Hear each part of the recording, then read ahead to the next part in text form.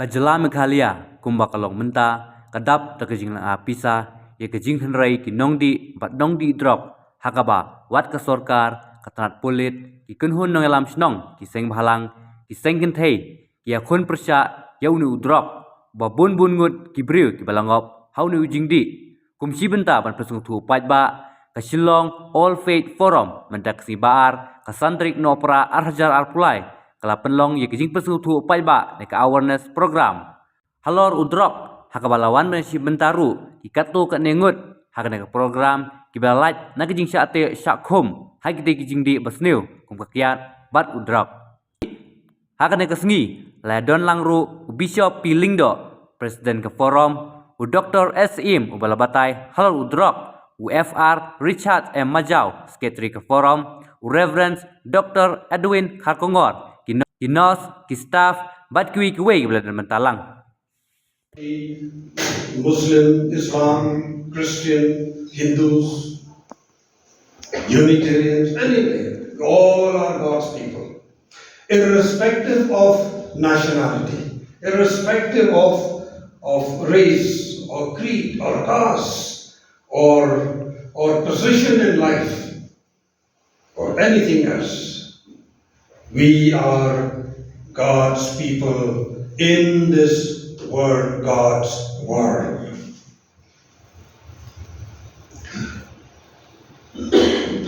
Number 3, therefore I believe that because we are God's people, our bodies, our minds, and our souls are precious and valuable to God for the purpose that God has made us. See, that's purpose is very important word. For the purpose that God has made us. God never did, God will never do anything without a purpose.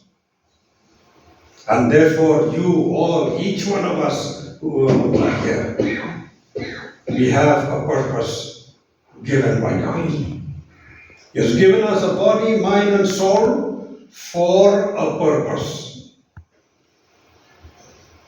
And that is very, very important for us to remember, to keep in mind.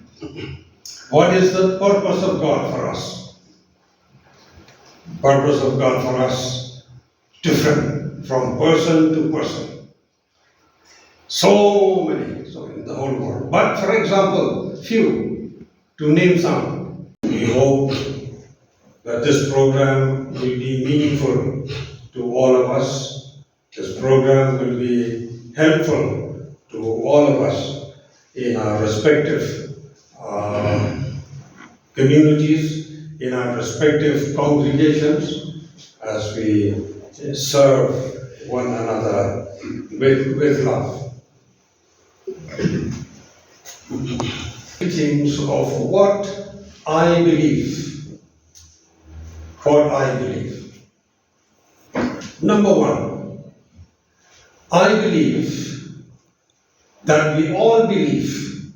I hope that is clear. I believe that we all believe. We all believe in God. God who is the creator of all things. The God who has made us, each one of us and all of us, with a body, with a mind, and with a soul. I believe that we all believe in this God. The God who has made us alive, person, with a body, mind, and soul. Number 2, I also believe that we all believe that because God has made us, so we all belong to Him. We all belong to Him. Irrespective, we all are God's people. This is a forum of different faiths, communities. because He has made us, so we all are God's people. In this program on drug abuse, and how appropriate it is for such a subject, for such an issue, we are meeting here in this center, in this hospital, where Dr.S.Syiem is the man on the job, who will lead us, guide us, and explain to us what is this all about and how do we go forward as religious faith leaders, religious leaders in Shalom, in dealing with this huge problem, drug abuse. Yes, friends, we read about it. We read about it in the print media. We hear about it in the electronic media almost every day. Drugs. Every day. In Shalom, the state of Midland, and in all over the world. Probably, as Pastor has already said, probably some of you see it with your own eyes and experience it in the locality, in your neighborhood, and perhaps relatives in the family. How much this problem, how much drugs has caused havoc in the lives of those who have succumbed to this problem, addiction. The addict is a friend of mine. The addict is my son. The addict is my brother. If we don't have love, we cannot help them. And what greater love is there than the love of God? Our job is to help them find that way. Your job as members of the community is to help them come to that stage. A few facts we must remember. Our attitudes come from two things. One is your parental influence. What your parents say, talk, feel about addiction. And their response is mediated through their own personal experience. You might have a brother, you might have a family member who is an addict, who creates problems. Therefore, you feel a sense of irritation, you feel a sense of shame, you feel a sense of guilt, you feel a sense of anger whenever you confront a person who's an addict. If you laugh at the person, dependency should not be treated as a criminal matter. Therefore, when I ask the question that addicts are criminals, many people think that addicts are sinners, that addicts are bad people.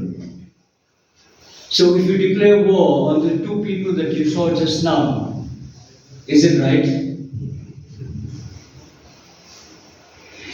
It can only be addressed through rights-based measures including public health education, provision of mental health hygiene treatment, care and support, rehabilitation and transition reintegration programs. That's where an organization like yours come in. I was struck by the similarity between the time when SAFF was formed. It was a period of what we call the pandemic. That pandemic was sudden, that pandemic was severe, that pandemic was visible. What we are talking about a pandemic that is already existing with man from the beginning of time. Because addiction has been with us from the beginning, it will continue to be with us to the end. As long as mankind survives on the face of this earth, addiction will be there. It is for us to realize that that is how it is. And our responses to addiction depends on our attitudes. If our attitude is that the person is a sinner, I will avoid him. If our attitude is that the addict is a criminal, I will put him behind bars. Yeah, let me be more specific. What do you think an addict is? One of the ladies? Yeah? I just feel like maybe like earlier I had this perspective that addiction is something which is from a person, and it is in the control of the individual. But it is caused because of an individual, and it is from an individual. It is the person himself or herself who can fight it. But then, like, I think now, after, I think everyone knows Matthew Perry, after his death, I realized, maybe I might be wrong, but I just realized that addiction is a disease and it needs help. And someone, it does have that, one's power, one's willpower also, but it also needs someone's support, moral support, an external force to help that person fight the addiction. So earlier I had this perspective that we avoid addicts. We try to be far away from them. We don't go close to them. We tend to think that we shouldn't be. We tend to tell our fellow friends or our young ones not to be close to people who are addicts, who are addicted to some substances. But right now, I just feel that we should be. Talked to was my friends who were in the same group as me. I had failed almost all my classes and never attended classes. This made me realize that my life would go nowhere. It made me stressed, and I have no one to talk about my problems. I'm scared, so my only solution was to continue using drugs. And it took me no time to realize that I cannot live without drugs. I have to live with it. It has affected my education, my relationships with my family, and people that do care about me. It has affected me and my family financially, emotionally, physically, and mentally. There was a time I stopped taking drugs by my own. I substitute using other substances. It took me only a few weeks. I relapsed and turned back to drugs. I realized I cannot do it on my own. And in a few years past, my parents found out about my drug use. They immediately took me to rehabilitation that is here in Sankhya. And they were so kind, they didn't judge me or hated me. At first, I was a bit mad about why they brought me to this place. Because of my suffering, I was kind of having mixed emotions. I don't know what to do. I tried everything I could to forget the pain I was in. 1 month passed and my withdrawals had really reduced, and I didn't use any drugs ever since, up to this day. I haven't used any kinds of drugs. And my relationship with my family has grew stronger, and I've begun to gain strength, mentally stable, and mentally stable.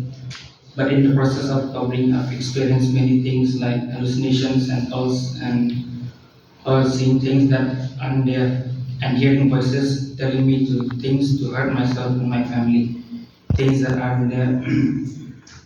I would wake up in the middle of the night only to wake up in the morning with cuts on my hands, wrists, and blood everywhere.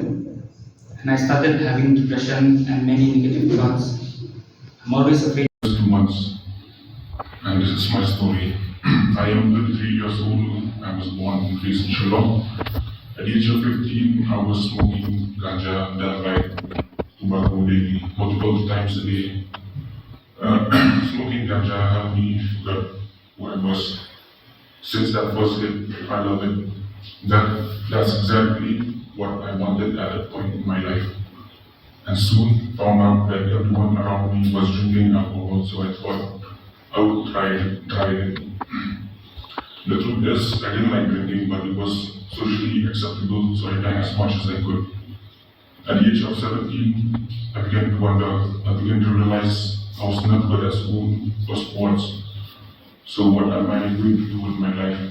I was hanging around with the wrong people and started to use heroin for the first time. One of my mistakes was bringing this substance to class to share it with my classmates, who has never taken drugs. And it was my fault that I dragged him into it, but I'm grateful he got out the drugs before me. From what I remember, it was to be cool to fit in with a certain crowd. As far as I could remember, I did not fit in with anyone and wanted to be part of something. I felt worthless from a young age, and that developed into an even lower self-esteem as a teenager. And to be normal, I had to acknowledge that continuously using heroin, ganja, and writing every day. Sometimes I would borrow money from people, thousands of rupees, and started manipulating people, family, and friends so I could get the money. Drugs had made my life worse. Sometimes I would find myself awake sleeping on roads, footpaths, buses, and my relationships with my family has gotten worse. I never spoke with them whenever I came home.